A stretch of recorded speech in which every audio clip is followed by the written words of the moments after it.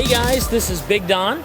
This is Josh. And we are here at Indie Pop Con 2023, the 10th anniversary. We're hanging out over here with Tom from Fenom Comics. Tom, tell us a little bit about yourself. Well, hey, first, thanks for having me. My brother Joe is in Chicago. We kind of go back and forth between cons, so it's my turn, and I love Indie, so this has been a great con. But Joe and I started doing stories, I guess, our entire life. And just recently, we brought in some of our DC and Marvel favorites just to kind of help us tell our stories. We knew we weren't professional, comic writers or artists, and so just very, very fortunate to have teamed up with the best. Hunter Ninja Bear, our first book that we're kind of promoting during the convention. You got Chuck Dixon, who's, his runs on Punisher and Batman are legendary. You've got Mel Ruby from Game of Thrones. You got Rob Hunter, who's inked DC for 30 years. And then you've got Ivan Nunes, who to me is maybe top 3 colorist out there. He's just a phenomenal artist. That sounds like an all-star cast of artists and writers and stuff like that. That's awesome, man. Yeah, and we're thrilled, and we've been very fortunate and blessed. And also, just a shout out to Chuck Dixon. He's just a genuine sweetheart of a professional. So, Tom, tell us a little bit about what goes into the process of the creative journey of creating your own graphic novel, creating your comic book, and kind of how you guys started and where you're at now. Yeah, I guess to be fair, early on, Joe and I did a little stint. I guess it was a stunt. It is now. Yeah.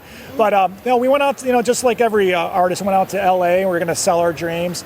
And we kind of learned real quick that we were just outgunned, we were outmanned. It was just, it just wasn't the right time. So we kind of came back. We did a lot of growing up. And it was just now is a good little time that we can kind of, just look at it as more of a business versus a hobby or versus a dream. So what we really did was, the first thing was make a financial commitment to it. And by doing so, we were able to bring in the artists. It just, I guess for all the young artists and young writers, it is a financial commitment. Everyone talks dreams and this and that, but you really do have to put your time and effort and a commitment to it. So once that was kind of knocked out, Joe, it just started steamrolling, and the ball, hey, Tom and Joe are doing this. We love their stories. So we've got a couple more stories coming out, 5 star writers. We've got Something Fierce. We've got Vambrace. We've got all these stories that we've had piled up for all these years, but now for the first time, we've got a catalog of an arsenal of the greatest writers, the greatest artists out there, and now we're coming, full throttle and saying, hey, here's Fenom Comics, and we're ready to roll.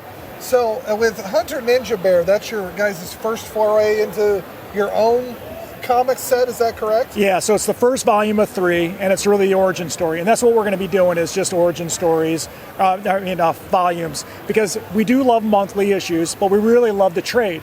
It's like binge watching for the comic reader, where it's just one volume and boom. And Hunter Ninja Bear was our first, and we're working on the second one, and there'll be 3. So every story that we do will be under the context of 3 volumes and 12 issues each. So on this, there's 12 issues, 12 covers, they're just everything that you would get from a monthly, but we just wanted to do a trade and, like a sleek little package, just to, That's awesome. I love that. You. I love that idea. Thank you, because we thought it was a neat little rule set. Hunter beats Bear, Bear beats Ninja, Ninja will beat the Hunter, and it doesn't work its way through consistent. You got to surprise the reader sometimes, but it really is to get down to 1 Hunter, 1 Ninja, 1 Bear, because Volume 2 just gets a lot more dark, a lot more violent. But Hunter Ninja Bear, right? Hunter Ninja Bear. It's just a neat little thing. Love it. I love it. Well, Tom, thank you so much for your time. Thank you so much for being here at PopCon Indie. Oh, thank you. Now, is this your first time at PopCon Indie? Have you gotten a chance to experience the convention before? No, first time. And we've been to San Diego, we've been to New York, we've been to Chicago, we've been to, you name it, Grand Rapids. You name a convention. My brother and I, we really do love comics. That's awesome. So now, from the vendor side, we're kind of making the rounds to the ones that we've loved. That's so awesome. Indy's always been a great town. Grand Rapids, a shout out to Grand Rapids. That is a phenomenal town.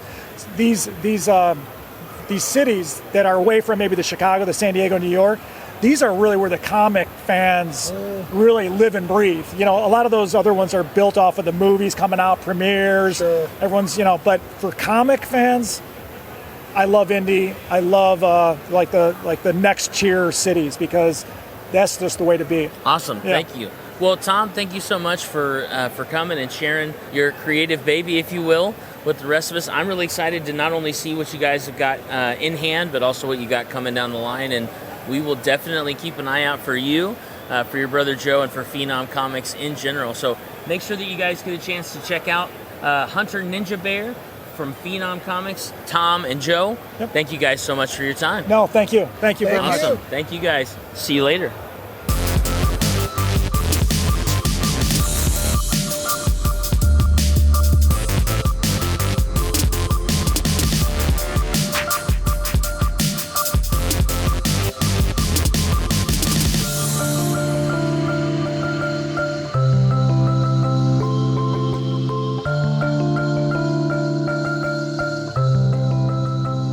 I'm Avital with the Established Facts, and I'm here with Michael McChill. Michael McChill. Michael McChill. That's it. That's it. The one and probably, unfortunately, only, obviously. You know how often when I am describing you to people, I'm like, he's super chill. And I was like, I know it's in his name, but he is. He is really chill.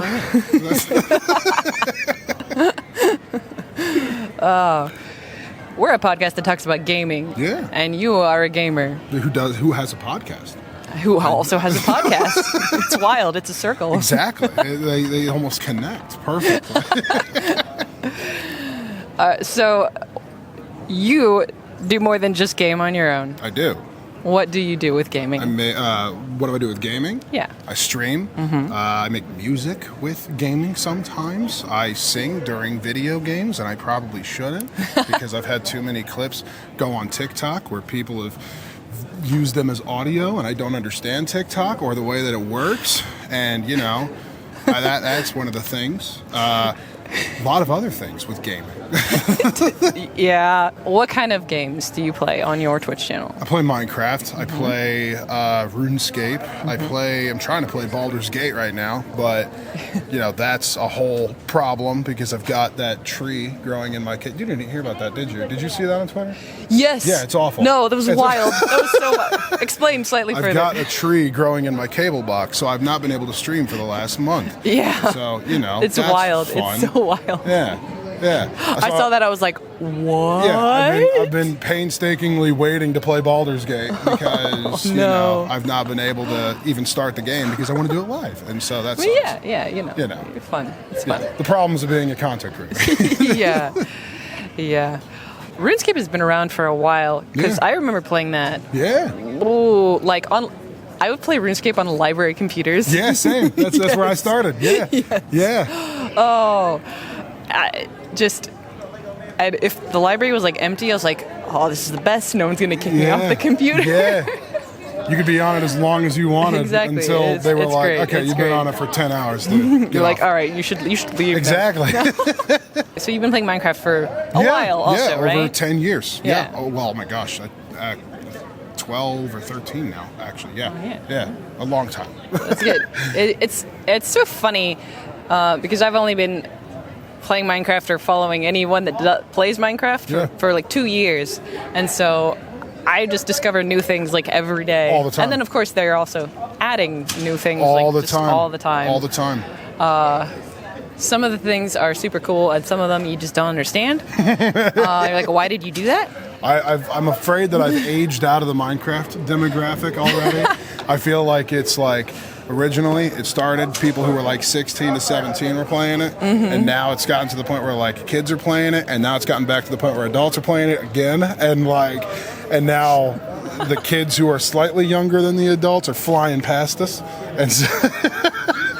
and so like I can't keep up with it. I know that you guys recently went to you and your off-screen wife, Ellen, lovely, yes. recently went to TwitchCon Paris. Yes, we did. Which sounds very, very cool. It was absolutely wonderful. Yeah. Do you have any interesting or funny story you would like to tell us about that? We went to the bar with a bunch of creators, and I saw creators who, you know, don't traditionally get drunk on stream very often, unlike people like me who are bad influences to my audience. We were it was in the back of a French Mexican restaurant. It was the weirdest combination I've ever been to. That's wild. It was awesome. It was super cool. You go, there's like a bathroom that you have to go into to go, like if you have to go to the bathroom, you go downstairs and it looks like it's a cave. It's like the weirdest, but it's like actual rocks. It's not like a fake cave. It's not like they've made it like it's the weirdest thing in the entire. If I can find a picture, I'll send it. I don't know if I can find it. It was awesome. It was good food, good Mexican food in France, but.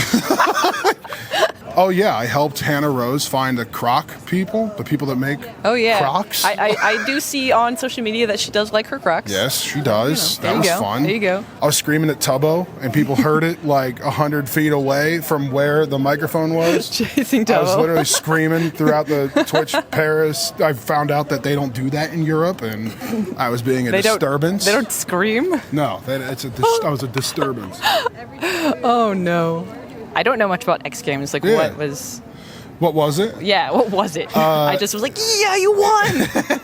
It was a Minecraft event that was ran by the people over at EV&T and I believe .wav Games who did it. Shout out, Noah and Jordan, shout out. They got a deal with X Games and they got a deal with ABC. And they did a Minecraft event in-game centered around X Games. It was really cool, but we won. It was really fun. My teammates were great. Yeah, it was awesome. That's awesome. No, that is very cool. Yeah, it was a winter X Games thing. Yeah, I just remember being like, it's an event, and oh Lord, they won! I'm hoping to go to the Winter X Games this year. If not the Winter X Games this year, Summer X Games next, and I'm excited. That sounds really cool. There's a guy screaming over there. You know, well, we're not in Europe, so it's exactly. Fine. It's fine here. Yeah. Callback. There we go.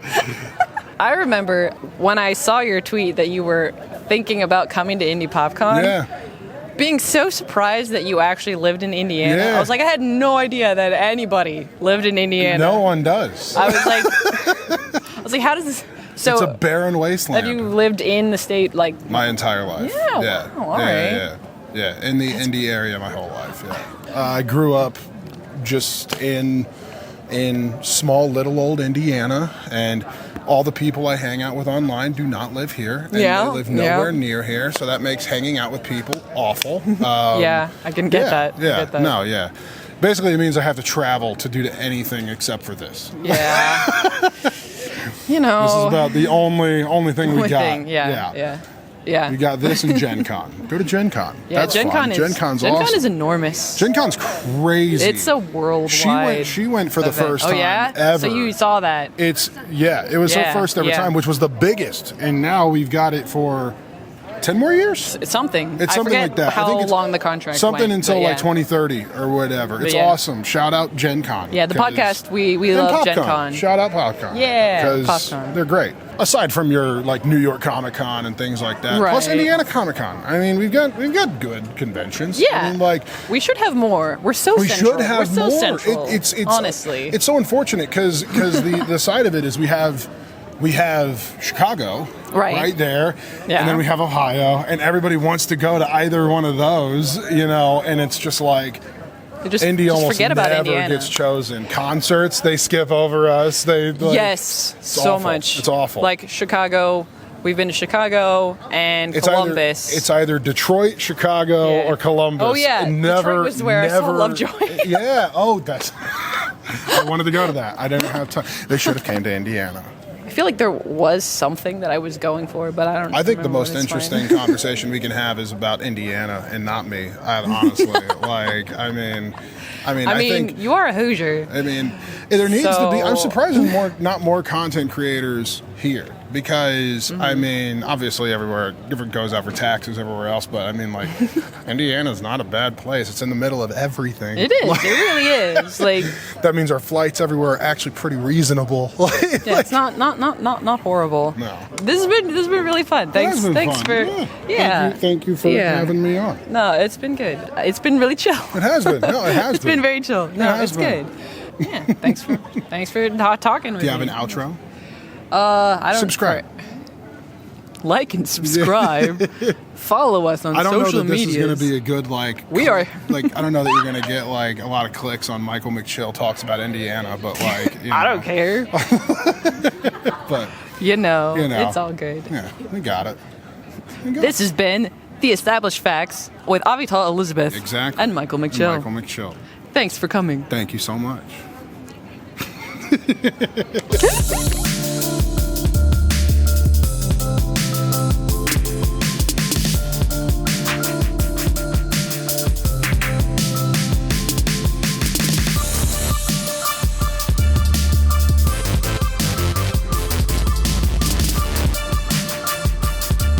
This is Josh with the Established Facts, and I am here with Brian from TPK Games. How are you today? I'm good, thanks, man. Well, we're at Pop Con still. We've been doing a bunch of really fun interviews as we've been going along. Good. And Jason has talked nothing but good things about you. So That's because high he doesn't bar. really know me. That's very fair. Yeah. What is it you do? So, we are Total Party Kill Games. We are a independent publisher who writes content for Dungeons & Dragons, Pathfinder, Savage Worlds, Shadow of the Demon Lord, and I'm working on my own game system. I have not heard of Shadow of the Demon Lord, but on top of that, you said your own game system? Absolutely, yes.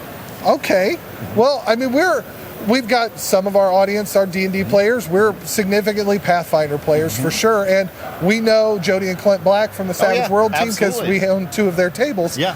So why do you extend your reach so much? Well, I think from a business perspective, I can write one classic adventure that really is fun, and then I can make it appeal to a multitude of audiences. Sure. With still using one IP, not creating 4 different books. That's certainly good. So Right. what is it about what makes your world's games unique? Well, I'm glad you asked. So, if you harken back to our name, Total Party Kill Games, okay, I write visceral dark fantasy, and what I do is not like outlandish, but what I'm trying to do is kind of like harken back to that OSR feel of danger, of the party needing to work together. You need to use your brain to survive, right? Okay.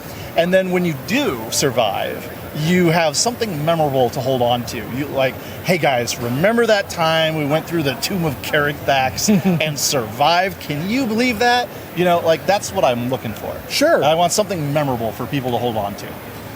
You know, it's amazing that there's so many players in a lot of instances. I've played with a bunch of them that will like, I don't want my character to die, or they're not used to death. And even with newer systems, Pathfinder 2nd Edition and D&D, having the dying conditions, when you are aiming for more of a difficult and that's going to happen, do you kind of promote that? You need to prepare yourself to die. I do, yeah. Okay. So number one, I think, let's be real honest, death in 5th edition D&D is not really a thing to worry about too much. True. I think the mechanics are biased in the player's favor, and that's okay. Because in your standard game where you want the characters to be superheroes and like do the win, great. But in my games, we turn the dial a little bit more towards challenging. The DC for a death save is 10. I'm sorry, is 15 Instead of 10. instead of 10, and you get to add your Constitution bonus. So if you have a high Constitution, it mellows out. But if you don't, things get a little sketchy. Wizards die even easier. And what I'm aiming for, and I don't even let the other players know how many rounds that character has left, right? So how many saves they make or don't make, because I don't want the rest of the players to go, he's got 2 more rounds before he is potentially dead. Let's go continue to fight the big bad guy, and then we'll come get Bob later, right? Right. No, you need to make a decision because this might be Bob's last gasp, right? And again, I want that fear, that adrenaline, that like excitement out of a game session. Well, and it was part of the reason I actually was a fan of the adjustment to Pathfinder 2nd Editions by adding the death save, but it goes up for every level of you're dying 1, you're dying 2, you're dying 3, and then, okay, we're cool, but we're wounded 2. You die again, now you're dying 3. Like, I've seen that intense moment happen quite a bit in Pathfinder, but I love the fact that you've taken it even another step. Absolutely. So the con score, I might have to steal that. I think that's the con modifier. It's very good. That's a good call. Yes. Just in general, I like that. I will be publishing a book of house rules from my table. Okay. And at some point, that'll be something to look forward to as well. Because, So the established facts, whenever we complete an episode, we come up with an established fact. I'm not saying we're done yet, but when you mentioned house rules, our very first established fact as a podcast was house rules allow you to cheat legally. Yes. Because that's the point, right? Like, you should be having a good time. Right. But when you're going for a focus of intensity, it's great to go about it, at least the way you've described it so far. I'm a big fan. What else is it that you do that's different? Well, let me riff off what you were just saying for just a sec. Whose game are we playing? Is it the guy who wrote the game? Is it the guy who created the game? Is it the company that owns the game who's publishing it today? Or is it my game? Is it your game? It's a good point. Right? It is. It should be the game for the people at the table. Absolutely. And so house rules to me are you getting the game that you want, getting the experience that you want out of the game, right? And so I don't think that there's a wrong way to play D&D. I hear people play games and sometimes I roll my eyes, but you know what? If they're having fun, that's all that matters. Yeah. I think I'm completely in agreement. It's an important aspect of what we do at the table. We we always argue that tabletop role-playing games are not a game. They are collaborative storytelling. Right. So with that said, a lot of people who put out their own content find other ways to enhance the storytelling functionality. Yes. How is it that how do you add to the ability to tell a story? Okay, so I have a book called Recovery Dice Options. All right, and real quick, the mechanics work like this. The GM forgets about inspiration all the time, so he no longer has to worry about it. Okay. The players get to hold on to that. They choose when they have inspiration. Okay. At the cost of spending hit dice. Ooh. All right. And this book goes so far as to create a whole bunch of different things that you can do that are inspiration-like effects, right? So now suddenly the players control all the narrative. Suddenly you're facing off against 10 orcs. The paladin's like, this is my moment. This is my cinematic moment. I charge headlong in, I spend my 2 hit dice, I do this cool extra ability, and I start mowing down the orcs, right? And that's exactly the kind of thing that you want. Yeah. Because it empowers the players. That's an important phrase too, empowering the players. So many, I'm going to kind of riff on your name. Yeah. The TPK Games. Absolutely. Total Party Kill. There are some game masters that are out to do that. They want to kill the party. Right. There are some, like myself, who hates killing the party immensely. And yet, it's an important element, making sure you check your players, how they feel about it, how they feel about death. What's great, though, is for those that are like, you know what, I want this to be the most intense possible game. Right. Let's really get into it. I love that you provide an option for that. More rules, more options. Options are good. Options, competition is good for the business. I agree. So I think OSR games are really, they kind of had that early philosophy of game master versus players. I am there empowering the players, letting them have the game. In fact, half the stuff that comes up in my games, they think up the worst things possible. Okay. And I'm like, that's actually better than what I had. We're going with that. Yeah. So, of course, I look like the hero because I came up with this amazing dark idea, which was exactly what they were hoping for. Right. Yeah. No, that's great. And that back and forth with the game master is incredibly important. Yeah. So, all right, well, you know what? This has been a blast. Where can they find your stuff? Oh, easily. You can find us pretty much everywhere. Every outlet sells our products, but specifically you can find us on totalpartykill.games. Totalpartykill.games. Yep. I didn't even know there was a .games domain. Yes, wow. Right. And it just works so brilliantly for us. Sure. Are you do you also provide digital options for people? Of course. We do PDFs, we do VTT. Yep. Okay. Absolutely. Any particular VTT or just multiple? I think if you buy the files on our website, they are generic enough that you can port them over to Foundry, Roll20, what have you. Sure. But of course, I personally happen to like Roll20, so that's fair enough. Yeah. Well, for the established facts, I'm Josh. This is Brian. Hello. And thank you for joining us. Appreciate it, guys.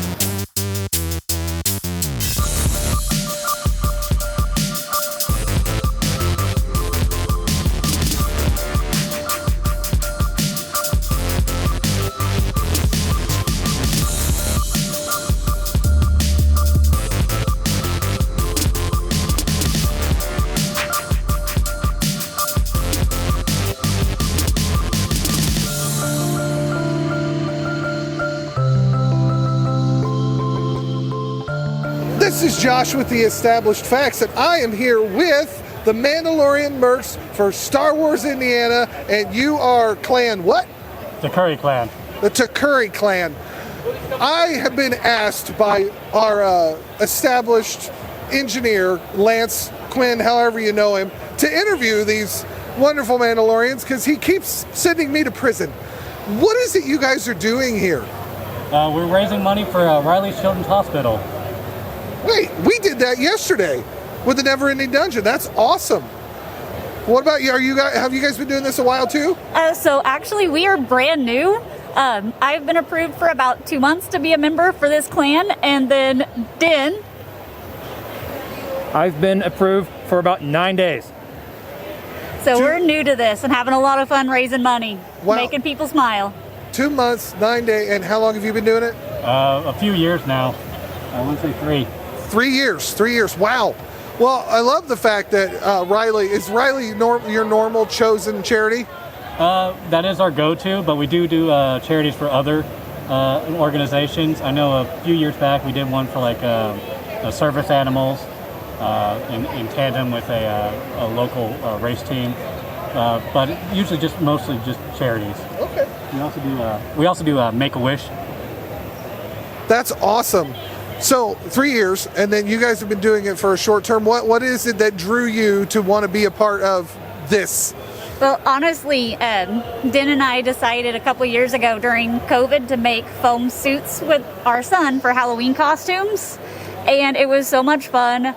The reaction from kids was so good to see them smile, and they were running up to him. And this foam suit was terrible, but they still were like, "Oh my gosh, it's the Mandalorian!" And our son was loving it. So we just decided that it was fun, and we wanted to dive in. Yeah. For me, it is the smiles. Having the little kids run up to you and just hug you, and you don't see them. Limited vision, can't see 90% of the things around me, but just to feel the tug on Grogu, and it be look down, and there's a little Spider-Man standing down there, just screaming for joy. That is what we do it for. We do it for the kids. We really do. What I'm going to love about this, and just so I get clarification, is this themed off of Bo-Katan? Am I correct? Yeah, it's a night owl. A night owl, okay. I love Bo-Katan, but I wanted to do my own character at the same time. Okay. And use like my creativity and stuff for it. So I went, I'm the artist. I paint these guys. I see. So I wanted to do something that was unique too. So I did the night owl theme. So I'm one of her supporters. That's amazing, because my daughter's favorite right now is Bo-Katan. We sit down, we watch The Mandalorian together.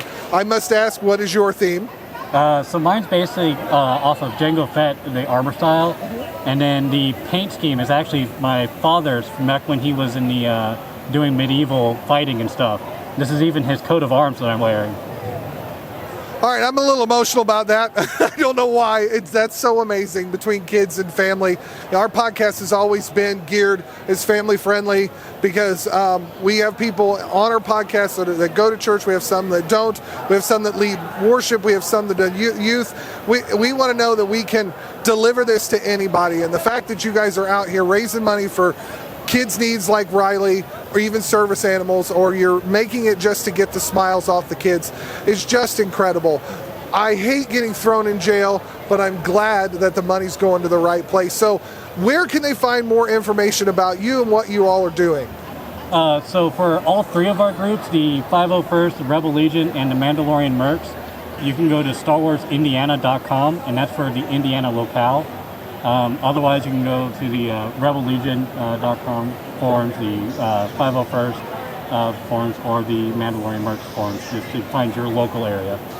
Okay, and is anything else you guys want to add to that? No, I don't. We're so new. I think, yeah, he did everything.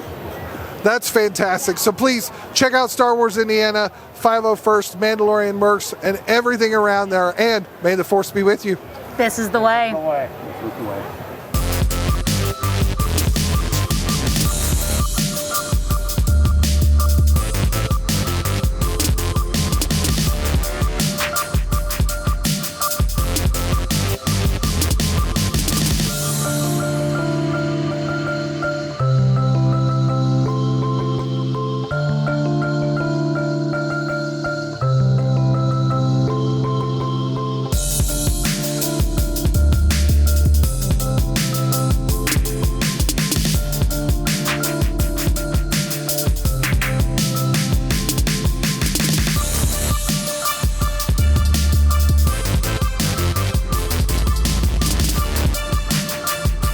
I want to take a little bit of Josh ingredients and a little bit of Piercy ingredients and add a dash of Avital.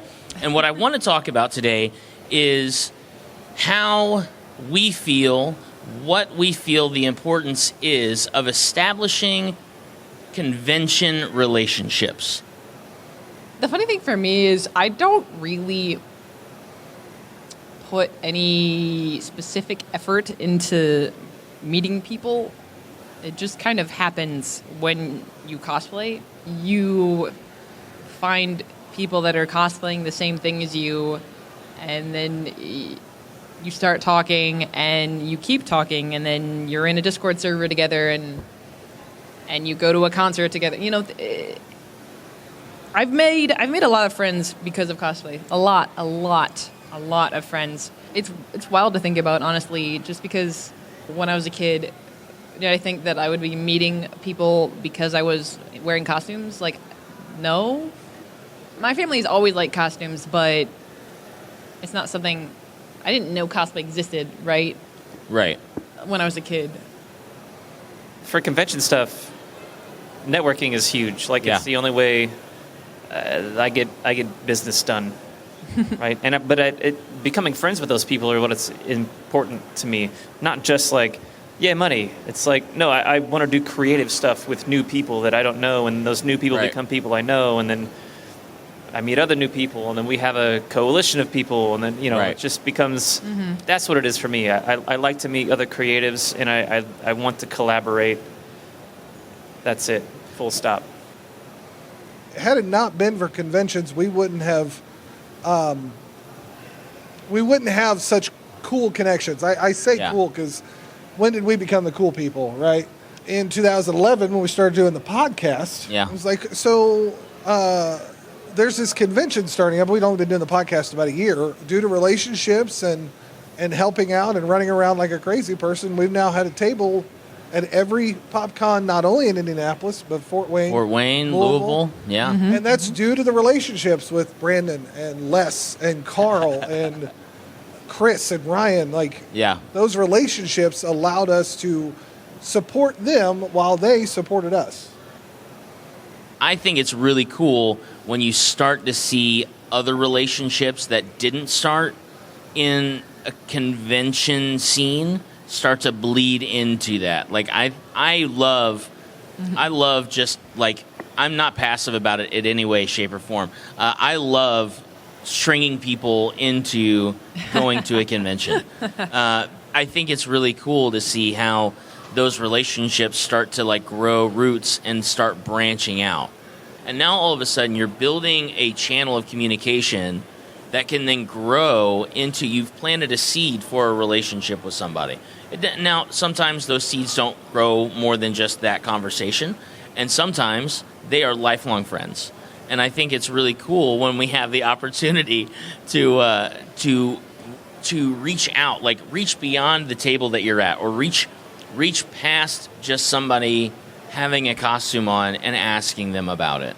because now you're investing in what they have a passion about, right? And if you're taking time to invest in what they have a passion about, then most of the time our natural response is to reciprocate that.